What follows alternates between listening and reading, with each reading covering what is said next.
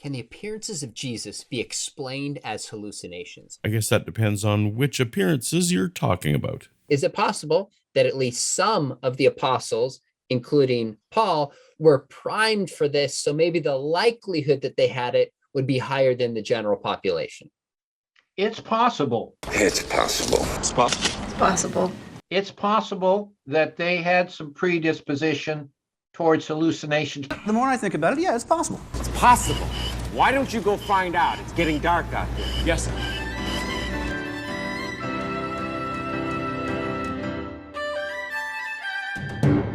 Welcome to Paulogia, where a former Christian takes a look at the claims of Christians. Whether Easter season or not, the claim that Jesus rose from the dead has been central to Christianity ever since the Apostle Paul put his stake in the ground.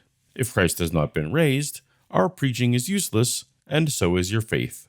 Now, some who are skeptical of this miracle, including myself, have posited that individuals in history who believe they saw risen Jesus may well have been hallucinating. And recently, Dr. Sean McDowell had two medical doctors on his show to discuss the plausibility of this notion. Can the appearances of Jesus be explained as hallucinations?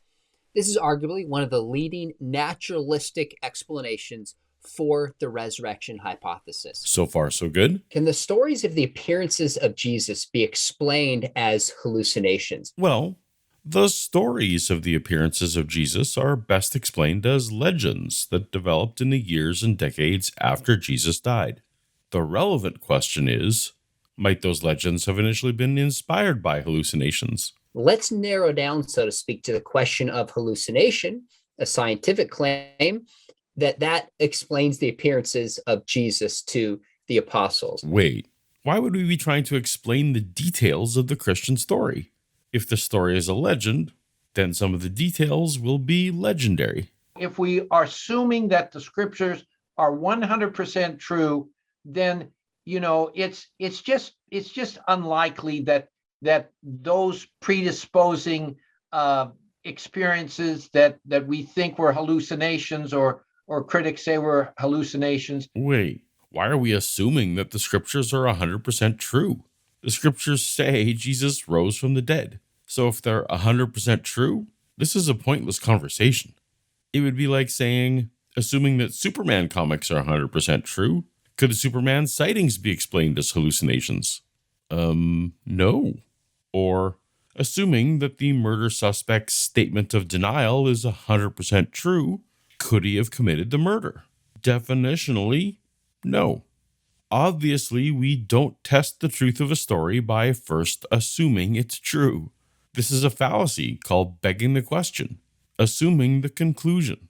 Did Sean and his doctor guests really spend an entire hour just begging the question? Some of you might be thinking, well, wait a minute. We don't think the Bible is 100% accurate and reliable, as Dr. Koenig said. Maybe it's legend. That's exactly what we're thinking. And I would say, okay, that's a different claim that we would then have to assess by different criteria. Different criteria indeed. We test the truth of a story by looking at the external factors and external data and seeing how well the story lines up.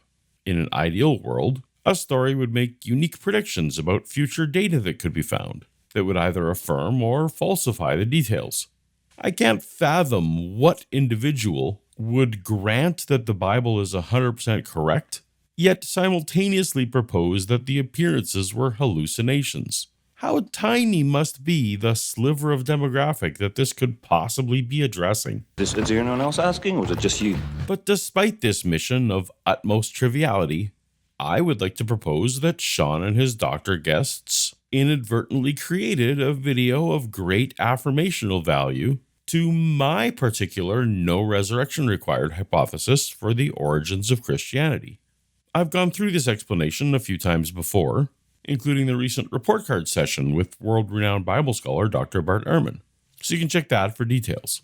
For the purposes of this video, what's relevant is the proposal that A. Peter, and Peter alone, had an experience that he sincerely, but mistakenly, attributed to seeing resurrected Jesus. B. Based on Peter's sincerity, others came to believe that they too saw Jesus. C. Years later, Paul had an experience that he sincerely, but mistakenly, attributed to seeing resurrected Jesus. Everything in the verifiable history of Christianity is fully sufficiently explained by a single person who honestly believed Jesus rose, who then convinced others, based solely on his or her mistaken conviction. And several years later, Paul misattributing an experience.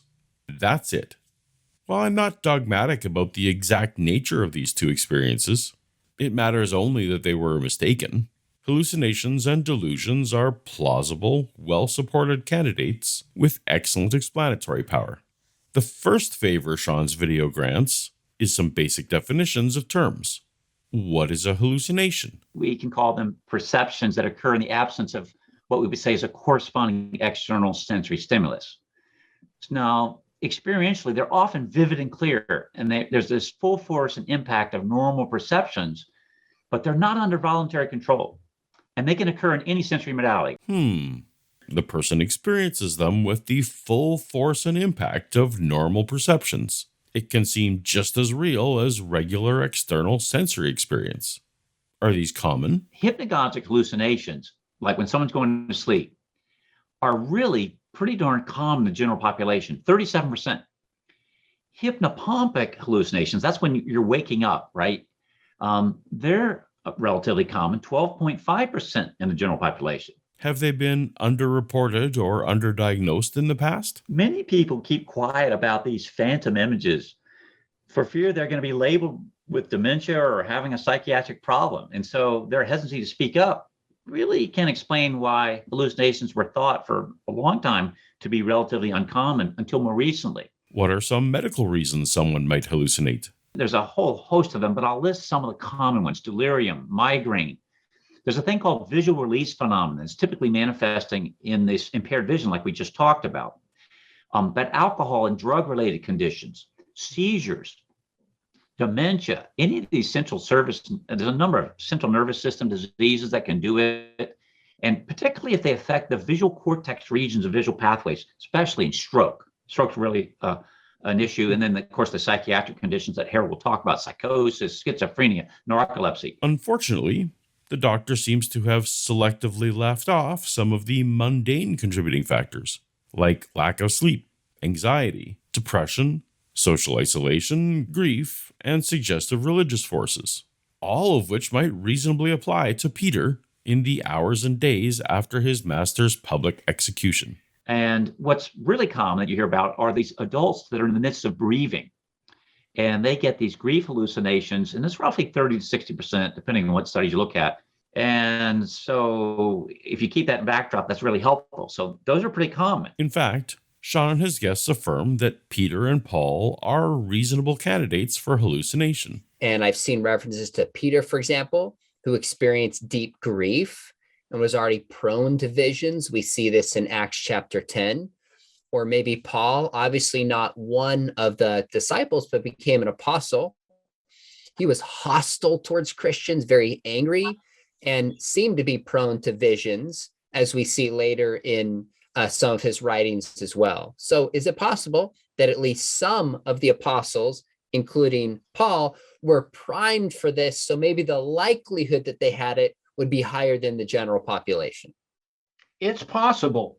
It's possible that they had some predisposition towards hallucinations. Paul became convinced based on a single encounter, but would Peter? Well, it certainly depends on whether a person has a psychiatric illness. If they have a psychotic disorder, then you can have hallucinations over time, and it can last for months, years, decades. Okay, but even so, wouldn't that experience just fade away? They might see something, and they may see it periodically, and then they may develop a delusion about it. A delusion is a fixed false belief.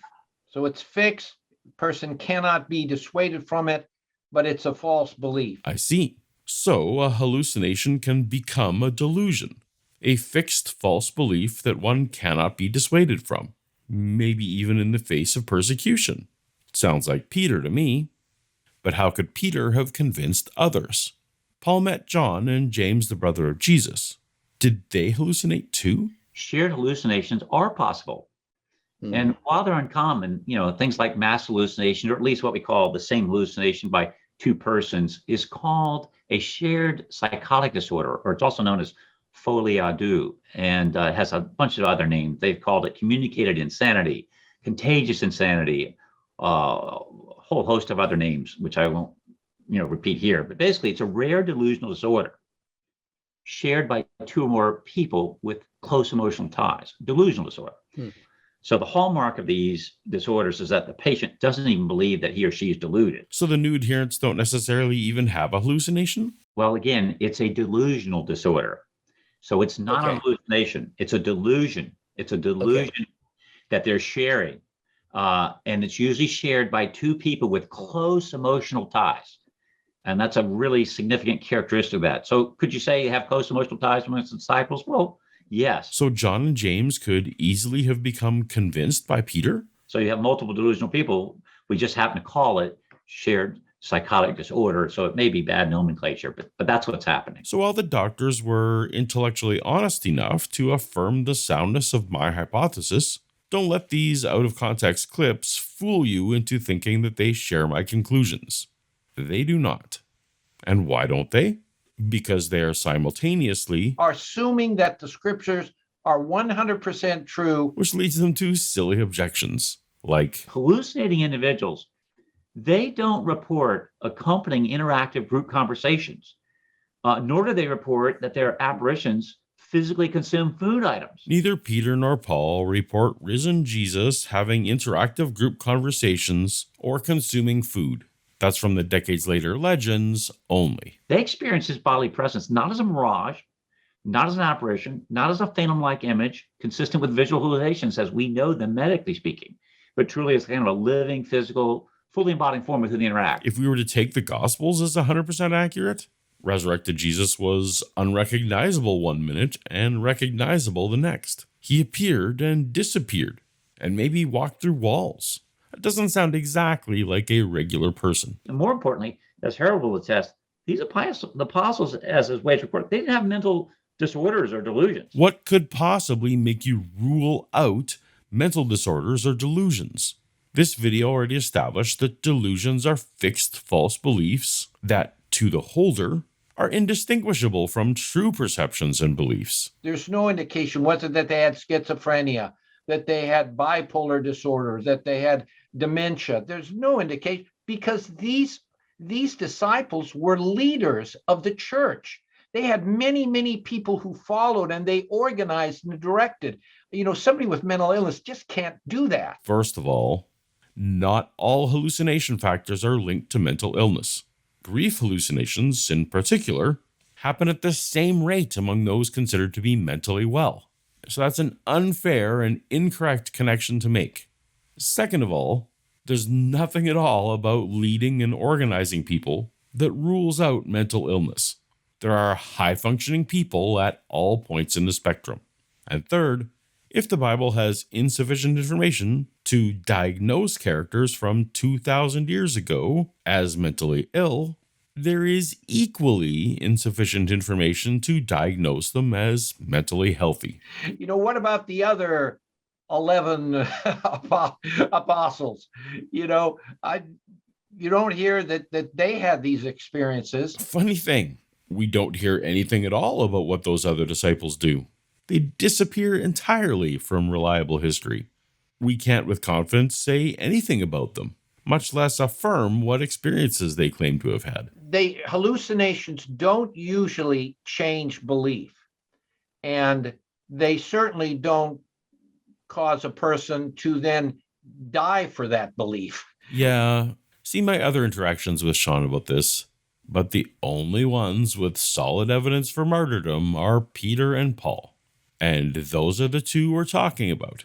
There aren't good reasons to think the others died for this belief. So again, it's possible, but it's just not enough to explain all of these different appearances in multiple modalities. Just not enough. Yeah, while multimodal hallucinations can occur, and we know they're rare, especially in 3 or more modes, like auditory, vision, taste, smell, tactile, touch, right? they were reported to occur commonly together in the disciples' accounts. And, when you have all five senses involved, this is incredibly rare, right? Well, I'm not aware of any Bible verse attesting that anyone smelled the risen Jesus. Sean's doctor guests hang their anti-hallucination case almost entirely on the idea of multimodality, even though nothing about the experiences that convinced Peter and Paul would require more than one sense to be involved in their hallucinations. Certainly, we have no record from either Peter or Paul describing a multimodal encounter with risen Jesus. Now, despite the irrelevance and my general stipulation that hallucinations involving multiple senses are more rare than hallucinations involving one sense, let's see what scholarship is presented by the good doctors. But if we look at the prevailing literatures, excellent studies done by Leroy. Excellent. Now we're getting somewhere. Prevailing literature on hallucinations by someone named Leroy. Here it is. The Syndrome of Lilliputian Hallucinations, published in 1922. Let's see. It's 2022 now, minus 1922, making it 100 years old. The prevailing literature being cited is 100 years old. It's 7 pages of anecdotal narrative describing subjects who had visual hallucinations of little people, like the Lilliputians of Gulliver's Travels. Again, from 100 years ago. I am General Edward Edwardian, commander of Lilliput. All hail Lilliput! All hail Lilliput! And he looked at young, middle age, and old age. And I'm just going to, highlight auditory and visual. They're combined together in middle-aged folks, like the apostles. Okay, well, the Leroy study does nothing of the kind. So charitably, he must be referring to some more recent study that references Leroy. There's this study from Jan Dirk Bloom in 2021 that references Leroy in the title, but it doesn't seem to have this age breakdown. Interesting. Bloom's paper does seem to find significant clustering of the audio, visual, and tactile combination when it comes to non-drug related God experiences. Maybe something worth looking at in a future video. This other 2021 study by Joanna Badcock compared multimodal and unimodal hallucinations in clinical practice. That seems relevant. It seems of those who experience auditory hallucinations, 72.1 of those experienced multimodal hallucinations. That seems high. And the multimodal versus unimodal tended to be 33 years old and single. It sounds a little like the disciples, for what it's worth. But this study doesn't match either. Frankly, I spent hours looking for a study matching what Dr. Fowler was referencing here, if not the 100-year-old anecdote paper, and I just couldn't find it. I even emailed him asking for a link, but I've yet to hear back at the time of this recording. 0.8%. If it's auditory and olfactory in middle age, it might be 0.8%. But if you looked at auditory, visual, olfactory in old folks, 0%. Tactile and visual in the middle-aged folks, 0%. Without the study, I can't know the sample sizes here and to what extent 0% is meaningful. But even if I accepted this methodology, which I don't, I see no reason to include taste and smell as factors here. It's not recorded that the disciples tasted risen Jesus, nor that they smelled risen Jesus. And from the studies I did look at, sight, sound, touch is a relatively common combination. If we were to arithmetically use the multimodal prevalence rates for just the auditory visual, just those two, and we use it at 0.8% in middle-aged persons that were the same age of the disciples, 7 disciples in John 21. All right, so just take that one case in John 21, where you had 7 of them. You basically would have a prevalence of 0.8% in each individual, right? Each individual disciple multiplied 7 times. That means 0.8 times 0.8, 0.8 times 0.8 times 0.8 times 0.8 times 0.8, 7 times. The computer result of this, and get this, all right? I'll look at my little note here. My note, it's 0.00000000002%. That's basically impossible. All right. Well, now I need to return to relevance over research methodology. The hypothesis in question doesn't require any multimodal hallucinations, let alone 7 simultaneously, or 12, or 500. These 7 disciples experienced something is for the Bible tells me so. Obviously, I had to include that at least once. So let's recap. Sean McDowell's 2 medical doctor guests affirm that Peter may well have had a grief hallucination, that hallucination could have become a fixed belief delusion, that such a delusion can be passed along to others, and that the Apostle Paul could well have experienced a post-traumatic stress hallucination. Meanwhile, they dismiss the whole notion entirely on the basis that the Bible says otherwise. Gotcha. For a more thoughtful analysis of my no resurrection hypothesis, from world-renowned Bible scholar Dr. Bart Ehrman, tap on the thumbnail on screen, and I'll see you over there. Happy Easter. Later.